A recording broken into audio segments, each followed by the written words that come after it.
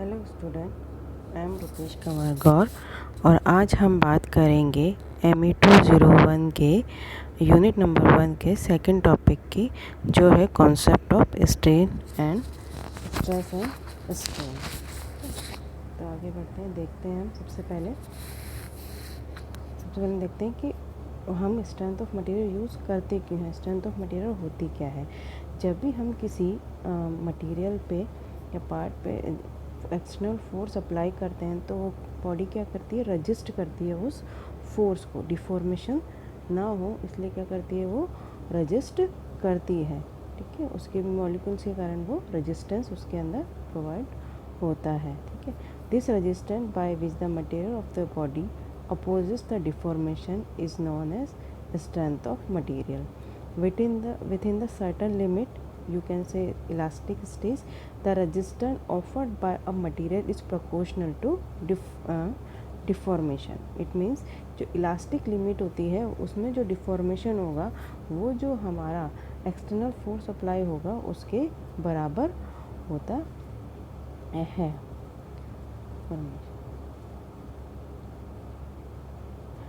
Also, within this limit, the resistance equal to the external force, but beyond elastic limit के beyond जो भी resistance होता है material का वो कम होता जाता है as compared to external force.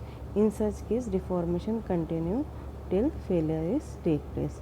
Elastic limit के बाद में क्या होता है, इलास्टिक लिमिट में प्लास्टिक लिमिट आती है। प्लास्टिक लिमिट के अंदर जो डिफॉर्मेशन होता है, जो रेजिस्टेंस ऑफ डिफॉर्मेशन होता है वो कम होता चला जाता है एज कम्पेयर टू आपके एक्सटर्नल फोर्सेस के कारण। With in the elastic stage the resisting force equal to the load. The resisting force per unit area is called stress और intensity of stress। जो रेजिस्टेंस ऑफर हो रहा है, ठीक है, एक्सटर्नल फोर्स लगाने के कारण बॉडी के अंदर, उसे हम कहते हैं आपकी इंटेंसिटी ऑफ स्ट्रेसेस।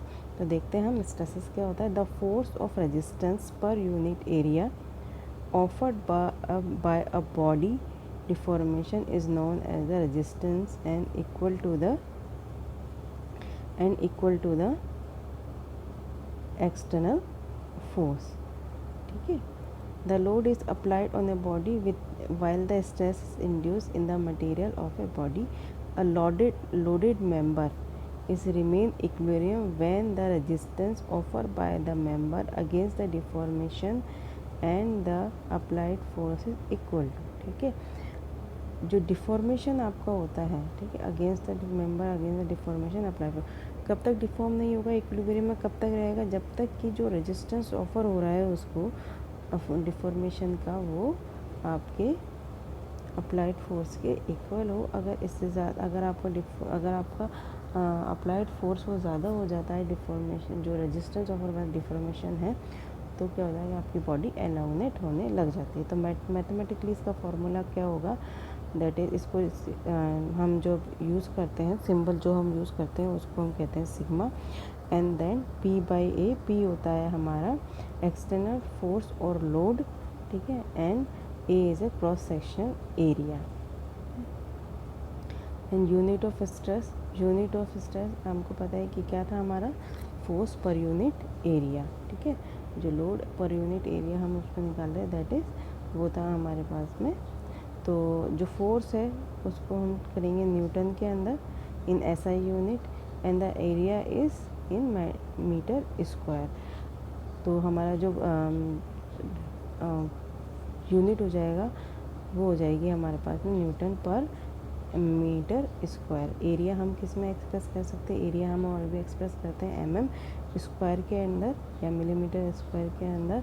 ठीक है, देन उस टाइम पे यूनिट हमारी हो जाएगी न्यूटन पर MM स्क्वायर। ठीक है, तो 1 newton per MM square is equal to हो जाएगा 1 न्यूटन पर 100 सेंटीमीटर स्क्वायर, और इसको हम जब MM में चेंज करेंगे तो वो हो जाएगा हमारा 10⁻⁻6 mm स्क्वायर। ठीक है, तो 1 newton per MM square is equal to हो जाएगा हमारे पास में 10 × 10⁻6 न्यूटन पर MM स्क्वायर, और 1 newton per MM per metre square is equal to हो जाएगा 1 पास्कल, ठीक है। Then we have to write is 1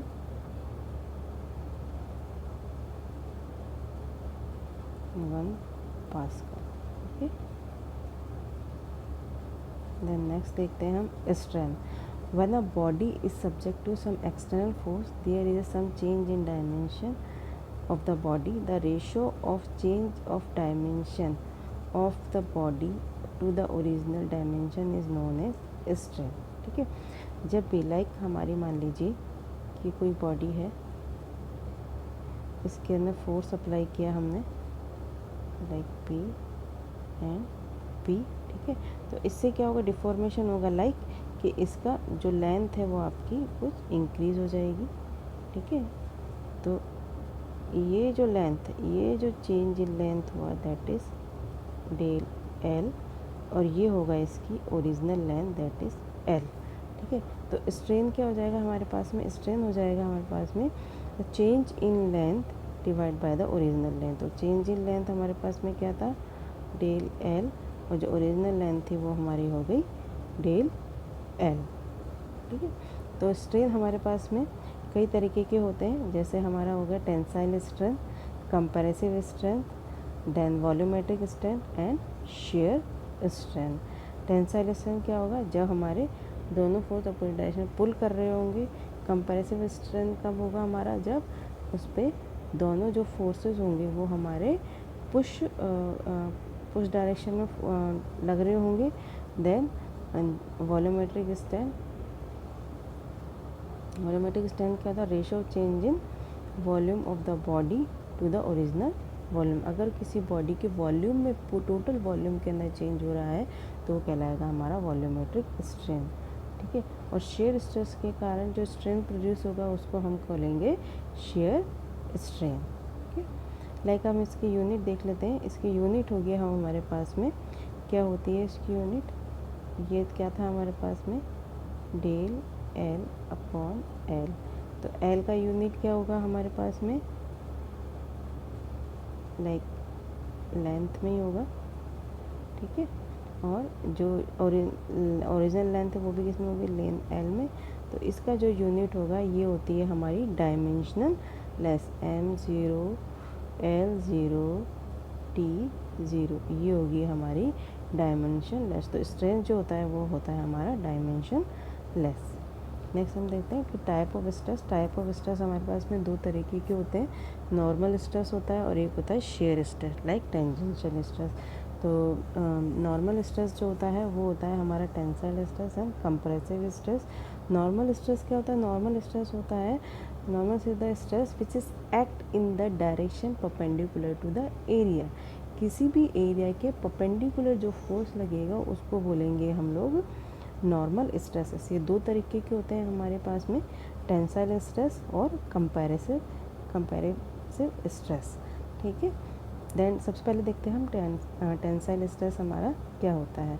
the stress induce in the body when subjected to equal and opposite pull like this. अगर ये हमारी कोई body है तो इसके अंदर जो इस तरह से अपोजिट डायरेक्शन के अंदर पुल लगेंगे वो कहलाएंगे हमारे टेंसाइल, ठीक है, पुल। देन उसके बाद में क्या होगा, as a result which is increasing length, इसके कारण क्या होगा, increasing length is known as a tensile stress, ठीक है। The ratio of increasing length to the original length is called the tensile strength. अब देखते हैं आगे, ये देखते हैं हम डायग्राम। इसके अंदर दो पुल, दो हमारे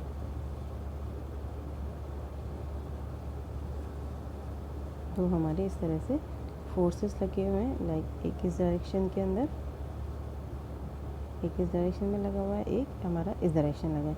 अब हम मान लीजिए एक सेक्शन ले लेते हैं एक्स और उस पर एग्जामिन करते हैं कि कैसे इसके फोर्स काम करेंगे। अगर हम देखते हैं, फर्स्ट हम ये लेते हैं, फर्स्ट वाला पार्ट, इसके अंदर क्या होगा कि जैसे हमारा जो फोर्स होगा, ठीक है, फोर्स हमारा अगर मान लीजिए इस डायरेक्शन के अंदर अप्लाई हो रहा है तो इसका रजिस्टिंग फोर्स क्या होगा, अपोजिट डायरेक्शन के अंदर काम करेगा।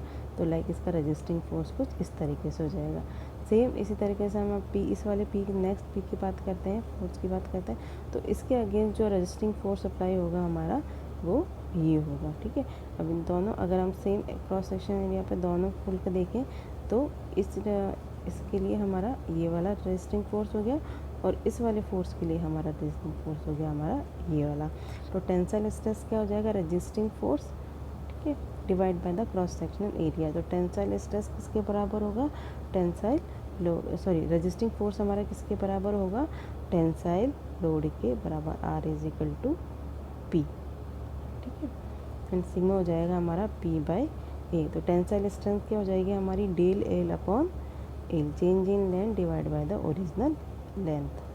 सेम इसी तरीके से हम देखते हैं compressive stress, the stress induce in a body when subjected to equal and opposite pushes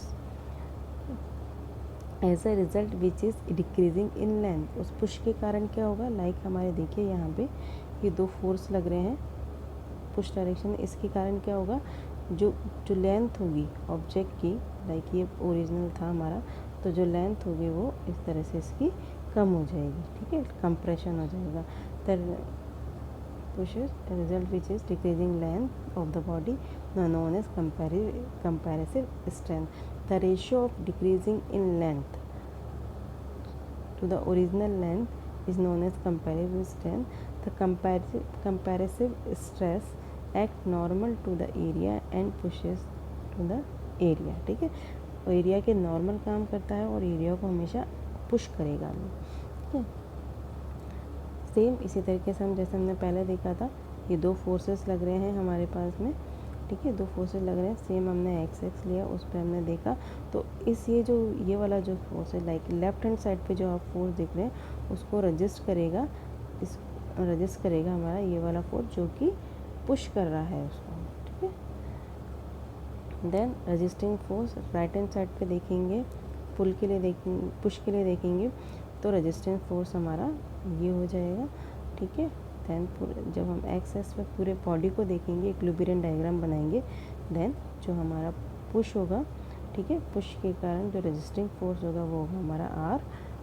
ठीक है, देन द कंप्रेसिव स्ट्रेस हमारा क्या हो जाएगा, कंप्रेसिव स्ट्रेस हो जाएगा सेम लोड पर यूनिट एरिया रजिस्टिंग फोर्स, और या जो कंपैरेटिव स्ट्रेस के केस में हम मान लीजिए जो हमारा पुश होता है that is P. The comparative strength क्या हो जाएगा, that is change in length to the original length, del L. Comparative stress के अंदर जो हमारा स्ट्रेन आएगा वो हमारा आएगा नेगेटिव। ठीक है, अब देखते हैं shear stress. The stress induce in the body when subjected to equal and opposite force which are acting tangentially across the resisting section. ठीक है, section as the result which the body stands to shear off across the section is known as shear stress. The corresponding stress is known as a shear strain, like this। ये body है हमारे पास में, ठीक है, ये हमारी body है, इस पे दो फोर्सेस काम कर रहे हैं, एक इस वाले इस पे और एक इस वाली लेयर पे।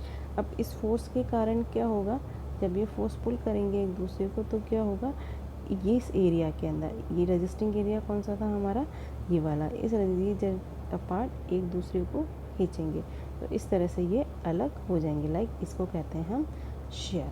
लाइक हम जैसे एक बॉडी पे देख लेते हैं, ये हमारी एक बॉडी है, इसके ऊपर हमने एक फोर्स इस डायरेक्शन में लगाया, एक फोर्स हमने इस डायरेक्शन के अंदर लगाया। अगर हम एग्जामिन करते हैं इस वाले एरिया पे तो क्या होगा, इसका रजिस्टिंग फोर्स हमारा यहाँ पे जाएगा, ठीक है, और इसका जो रजिस्टिंग फोर्स है जो हमारे अपवर्ड है डाउनवर्ड फोर्स लग जो गया था उसका रजिस्टिंग फोर्स हमारा इस डायरेक्शन के अंदर जाएगा। ठीक है, तो शेयर स्ट्रेस क्या हो जाएगा हमारे पास में, शेयर रेजिस्टेंस लाइक आर, ठीक है, प्लस शेयर एरिया।